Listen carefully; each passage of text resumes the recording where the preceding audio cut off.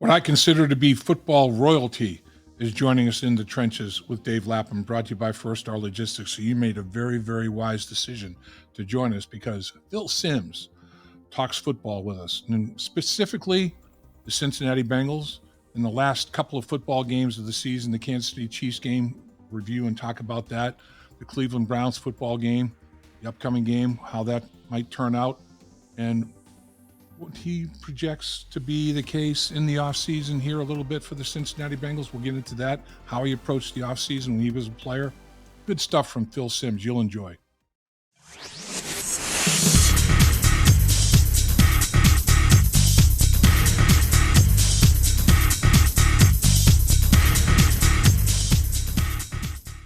You made a smart move because it's a big day in the trenches with Dave Lapham, brought to you by First Star Logistics.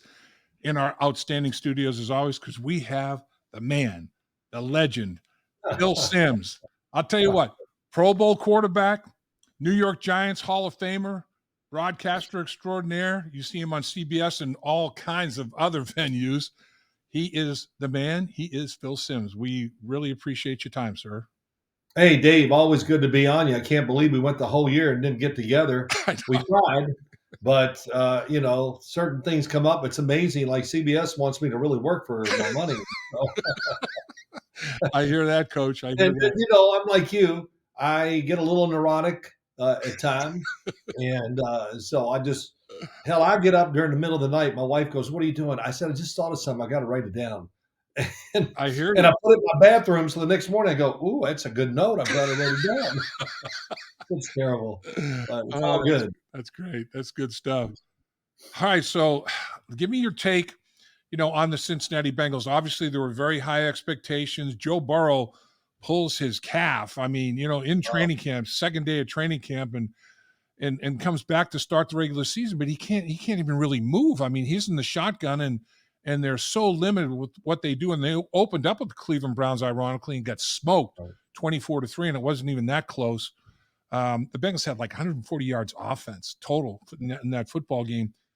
And then Joe, he gets better and they win 5 in a row, and then boom, he's out again. And the expectations, dry up. You got to go to Kansas City and beat Kansas City to stay in the hunt for the playoffs. They had a good shot if they did and could beat Cleveland, like 92% chance making the playoffs. But that's all done. They're out. They're one of the teams that is packing them and zipping them as such.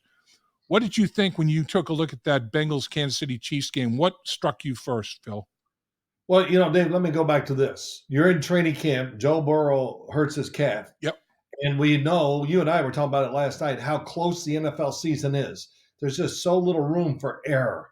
And right away, so that happens, you go, that's going to cost them a couple games probably.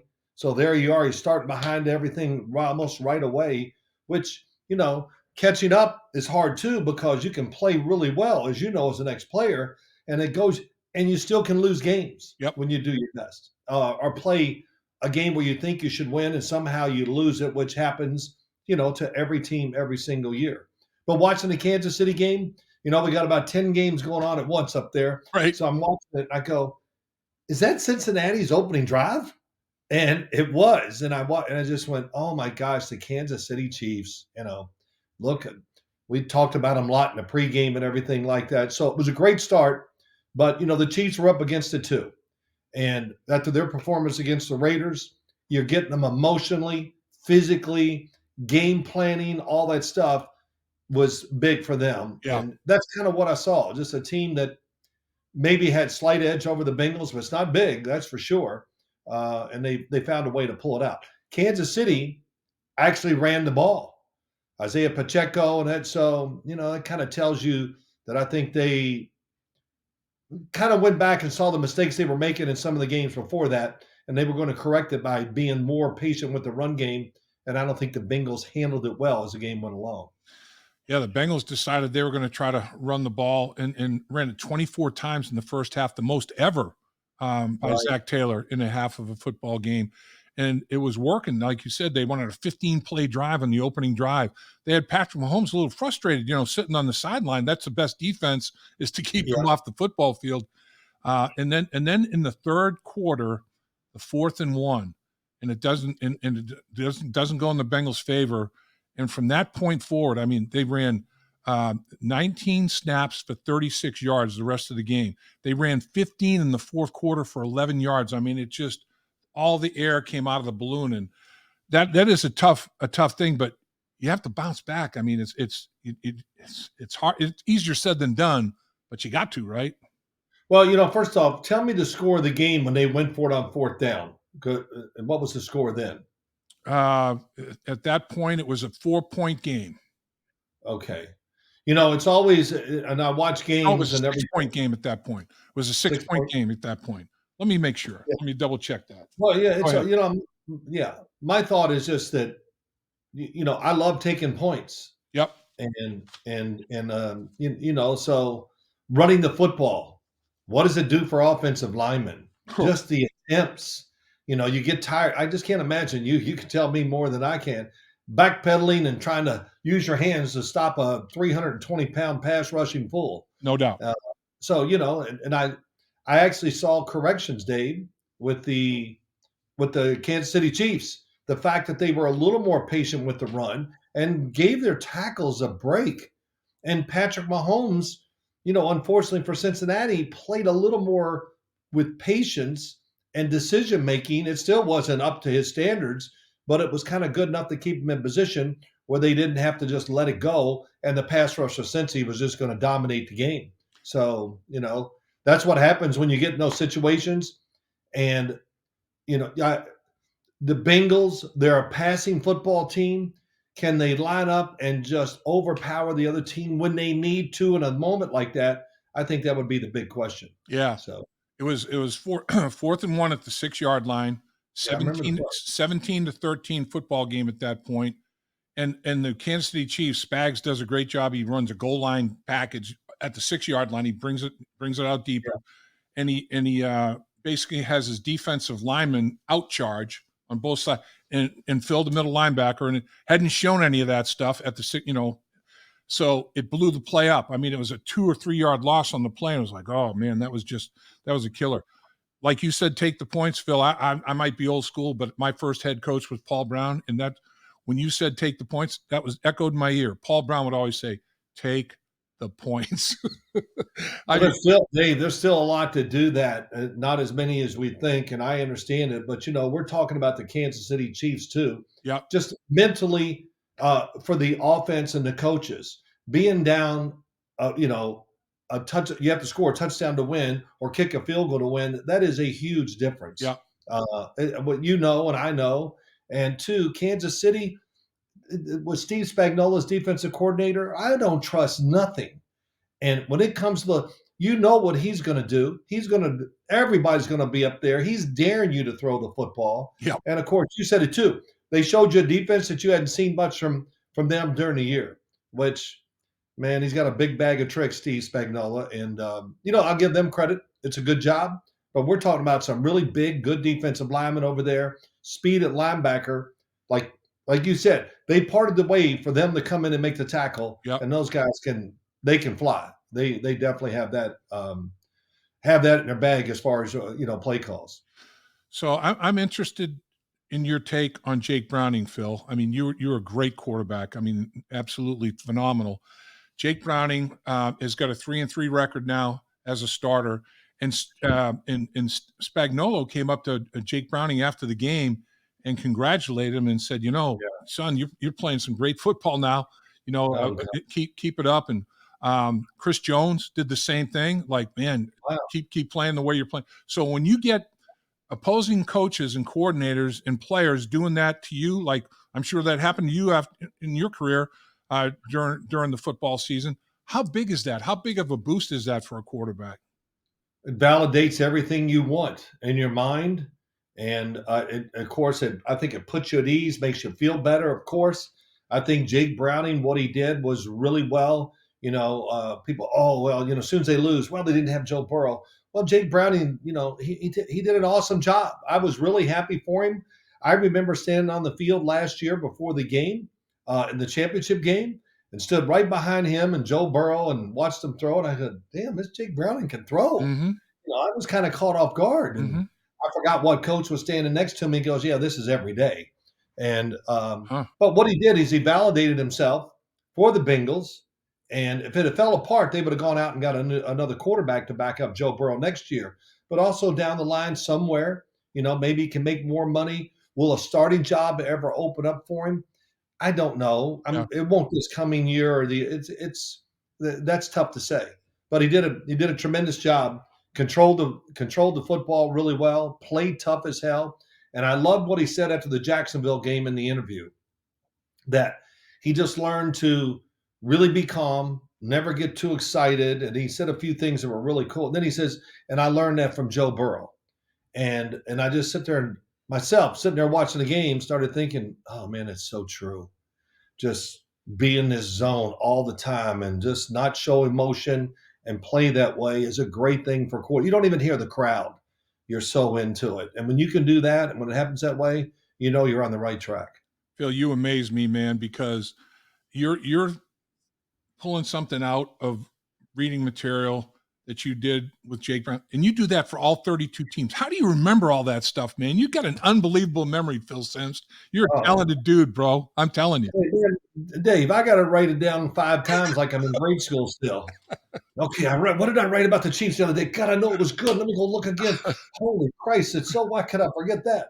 I mean, but that's the fun part, as I'm watching Pittsburgh's offense right now. Are you? And I'm writing notes that, I think that are different. Yeah. And of course, I'm writing a little bit about Mason Rudolph, and I got to give him tremendous credit too, not to get off on this tangent about him, but he's patient. He gets through his reads fast. He doesn't have what I would say, he has an average NFL arm, but he's accurate. And the other thing, he's a big dude. And when they're all around him, he does not flinch. He still makes the throws. They're really very impressive. But, so I try to look at it a little different and judge, especially quarterbacks. Dave, I said this to you many times, for teams, coaches, and players, try to tell the truth, because the fans, what do they know, what they read and what they hear? It's true. So, it's very true. Yeah. So Browning, once again in the Kansas City game, he was getting out of pocket, creating, extending. And Yes. after the game, Spagnuolo said, we went to a spy. It was like, okay, he's Mahomesing us. He's doing what Patrick Mahomes does to people, running around, extending, creating. And Spagnuolo said, yeah, we employed the spy. And Browning and his presser said the same thing. He said, yeah, they went to a spy, and, he changed up some coverages. And so he was running around. He gained like 30 odd yards in the first half, ran it one time in the second half because of the spy action. And so Spags, he makes another great adjustment there. But he shocked me with his running ability. Yeah. He really did caught me. It's like, wow, he runs a lot better than I expected. Yeah. And so that's and I hate to say all that now, but now that's expected from every quarterback. You don't have to. We're not going to run the zone read and you're going to keep it and do all. But when the coverage is there and it splits wide open, you got to be able to take off and get 5, 10, 15 yards. And Jake Browning showed that he can do that. So great compliment. Chris Jones coming up and talking to a quarterback after the game. Yeah. That would make my day when guys like that come up and talk to you. You're out there doing the right thing when they say it. So I hear that. I hear that. All right, let's move on to Cleveland. Cleveland is the 5th seed. No matter what happens in this football game, it can't improve and it can't get worse. So they're talking about, resting a lot of people, obviously. And if they do play somebody, it's a series of 2 and out they come, that sort of thing. Jeff Driskel is projected to be the quarterback in this football game. He played with the Bengals for a while. He's been a few teams in the National Football League. Yeah, he's been around. He's one of those guys you got to check where he is every week. He could be on a different team. And he's got some talent, He's a good athlete. I think he came out of Florida, right? It's been a while now. Yep, you're right. You're exactly he came out of Florida, good arm, not what I would call I would say an average passer, but can shock you with maybe every once in a while with an explosive throw or whatever. But I don't look at him like I would Jake Browning now. Jake Browning's smooth. He's a passer, and he can be a thrower too. When you need to step on the gas, can you do it? And Jake Browning, Jeff Driskel, he's a little different. He's backwards from all that. Yep. He's a power thrower, a passer or thrower, I should say, and not a great passer. So, hey, it'll be a week to do well because they say the Browns are saying we might play a few people here and there. Yeah, I don't know. Yeah. Whoever they can take out, I think they'll take out because they got some guys that are beat up. Yeah. They got injuries, and look, they're looking forward to the playoff game. I'd be shocked if the Bengals don't play really well. Do you think Stefanski gets coach of the year? It's his 5th quarterback. Do you think he gets coach of the year? I do. And, I beat up on on Kevin Stefanski a little bit over the years. Yeah. And, when these guys prove me wrong, I feel bad, but I admit it. I mean, Jared Goff, he smacked me in the face. Jordan Love, I didn't like him coming out in the draft. I worried about him, and he's done the same thing. He's playing really well. He is. But Kevin Stefanski, to me, it's the perfect NFL offense. They can line up and run the ball when all their guys were healthy, big time. Mm-hmm. They got a good play action game. They move the pocket to throw. They throw a ton of screens. They're really good at it. Yep. But maybe the most important thing, Dave, to me, Kevin Stefanski gets somebody open deep 4 to 5 times a game. It's amazing. And they said, we want to get the ball down the field in preseason. I go, yeah. Sure, I'll wait. But he was right from almost the first game out. When Deshaun was in there, whoever was in there, he was finding ways to get receivers deep down the field for those big explosive plays. And the last thing is Joe Flacco loves it, and he's taking advantage of it. That's for sure. All right, so the thing I cannot believe this with the Cleveland Browns. 35 giveaways, most in the NFL. 21 interceptions, most in the NFL. They've had 14 fourth down failures. They've gone for it 31 times and only made 17. Stefanski is unbelievably aggressive. They're -8 in the turnover ratio. They've had 49 drives that have ended without a kick. No punt, no point after, no field goal. That's in 16 games. That's 3 possessions a game they've given away. They should be 5-11, not 11-5. How the hell are they doing it? Yeah, that's a great question. Well, I think the first thing is their defense can bail them out of a lot of troubles. True. Especially if it was really healthy. Yep. That's number one. But the explosive plays and all that we talk about is I think bails them out too. And Joe Flacco, he's been really good. But as my son said, and I kind of copied him because I know it's true, he goes, "Hey, Joe, when we dial up a big pass play down the field, doesn't mean you have to throw it every time." It's so true. If it's a deep throw, he's going to throw it. Yeah. And the fact that they turn it over, it's usually better than a damn punt. Those numbers, I looked at them, I think on Monday, I was like, oh my gosh, hard to believe what they've done with injuries and all those situations you said they've got it done. But it tells you about their players too. They can make big plays. Stefanski is one of those coaches. Damn it, he hadn't seen a fourth down that he doesn't like. No doubt. No doubt. He's very aggressive.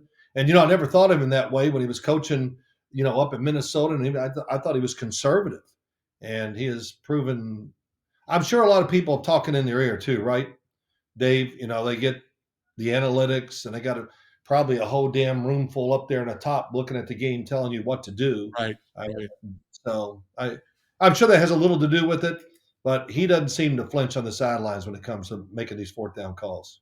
You talked about the defense of the Cleveland Browns. Number 1 in total first downs allowed. Number 1 in third down conversion percentage. Number 1 in yards allowed on first down plays. Number 1 on fourth down stops percentage-wise. Number 1 in total net yards. Number 1 in yards per play. Number 1 in passing yards allowed per game. Wow. I mean, it's like, whoa. It's unbelievable. Does Jim Schwartz get assistant coach of the year?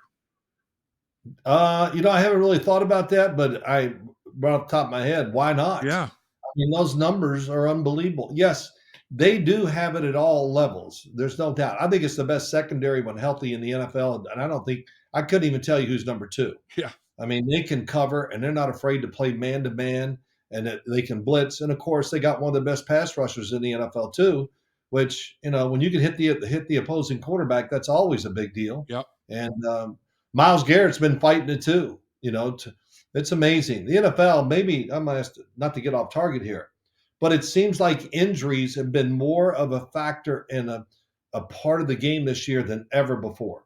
If you can have somewhat the semblance of your starting offense and defense here late in the year, then you're ahead of the curve. It just seems like a lot of teams got a lot of backups playing and trying to hang in there. So Yeah, you're right about that. Cleveland's one of them. Yeah, I mean, what do you think about the two Bengals that made the Pro Bowl? You got Trey Hendrickson with 17 sacks, tied with T.J. Watt, into the last week of the season. Then Jamar Chase, he's got 96 catches. I'm sure he's going to try to get those 100 catches. I think that's an important thing for him individually. He does want to play for his teammates as well. What do you think of those two guys?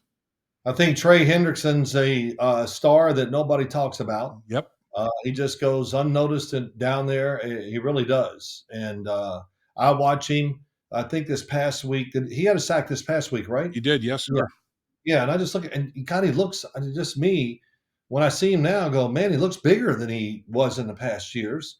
And, he's talented with the attitude and all out effort. Yep. I mean, that's him. And I kind of like that he's always a little chippy too. Yeah. He's always got to get the last shove in, this and that, whatever. So him and Logan Wilson are great company. They're a good pair there. Yeah. But also Jamar Chase, look, everybody in the NFL, if they're going to name top receivers, his name comes out of their mouth really fast. Yeah. So good for him. I'm glad they both deserve it for sure. And we'll see how it goes.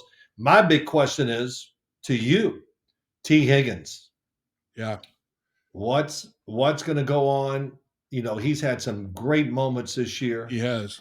And I'll never forget last year at the championship game. He was right. They were coming down right in front of where we were near the end zone. He caught that high pass for the touch. Yeah. And I just turned and went, oh my God, you got to be on the field to appreciate the size, the speed, and the talent. And Boomer goes, he's our number one receiver. I said, yeah, Boomer, I agree. I think now I've just never got a chance to really just watch him on the field. And these receivers and some of these talent guys on the field now are just amazing. And he's one of them. Yeah, he is. I mean, and the thing about Jamar that's so special too is physically he's got all these gifts, but mentally they can line him up anywhere in the formation, split end, flanker, slot. They can motion him, into anywhere. And he knows every route, every assignment. He can run every route. I mean, he is a gifted guy because of his mind as well as his body, man. It's crazy. Well, I think, Dave, too, if you don't have the mind, you can never take advantage of your talent. And that's him. All these guys. You show me a great player in the NFL, and they got talent, but they also have the attitude and the mind to put it all together and apply it on the field. I mean, during off season with the Giants, we'd be out there working out all off season. I go, man, I got two receivers. I tell you, I think they're going to be all pro. They're so good. And hell, they never caught a pass even in preseason. Yeah. Because they couldn't put the talent with their mind and brain or whatever, and they couldn't put it on the field. They could do it in practice and throwing the ball around, having fun, but they couldn't do it when it counted. And that's not Jamar Chase. He has it all, and it's fun to watch. So I guess we'll get you out of here with this, Phil. What do you think in this football game? Cincinnati Bengals at home at Paycor Stadium against the Cleveland Browns. The Browns looks like they're going to be resting a lot of people. Is this a trap? Do you think the Bengals pull it off? What do you think? Oh, I think the Bengals win the game. I just think they will. I think they have a lot of reasons to play hard. All their, the starters, but the quarterback's going to be motivated. The coach has got to be motivated. And, too, people always, I did this with Bill Parcells, probably told you the story. He coached the Jets. They're 1-7, and he was just an animal for the rest of the year. And they finished 8-8. And I said, Bill, you put so much into it. And I don't know if I quite understand. He goes, hey, Sims, him. He goes, that record goes on my tombstone, okay? And I go, got it. So that's it. That wins and losses are what we talk about with head coaches. So I'm sure that's it. With Zach, I'm sure that's in his mind too. They want to win the game no matter what. But it's how you're judged, and it counts. And it goes on your record. So I like the Bengals. I like them. Not only do I like them, I kind of like them easily too. I really think they'll be motivated. and a lot of energy. And I just don't see that in Cleveland, just because all they can do is probably think about next week. Right. So, Great points as always. Nobody, I love talking football with Phil Simms. I could do it all day long. You are the man, sir. Appreciate your time. all right, Dave, always a pleasure. Damn, you've been lifting weights, man. Shoot. You're a workout guy. Look at you. Look at the deltoids. Look at the pectoral, man. Majors and minors. Phil Simms is getting after it, man. I go on diets now and still gain weight. So it's that time of life, and it doesn't go where I want it to go. So, and it won't go away. I'm telling you, man. No, it's easy to pick up and very difficult to get rid of, man. It is. Oh, Lordy. It's all good. Dave, always good talking to you. And I of course, with Boomer on our set, we follow the Bengals, and I'll be sitting on one and he's on the other game, and he'll go, "Oh," and I go, "What? Oh, the damn, they fumbled the ball." I go, "Oh, Christ, okay." So which I do like. He's a great fan of the Bengals and follows them close, and we have a lot of fun with it too. So, but it's all great. It's great to be on with you. Thank you. You're awesome, Phil. Thank you. Dave Lapham here, and every day I am grateful for my experience to have played professional football. As a player, I realized self-motivation, leadership, and appreciating your teammates are key. At First Star Logistics, you can use those same attributes to create the life you want for you and your family. Build your future by working hard like I did. You'll see results both on and off the field. Call First Star Logistics today and be part of our winning team. Opportunity knocking.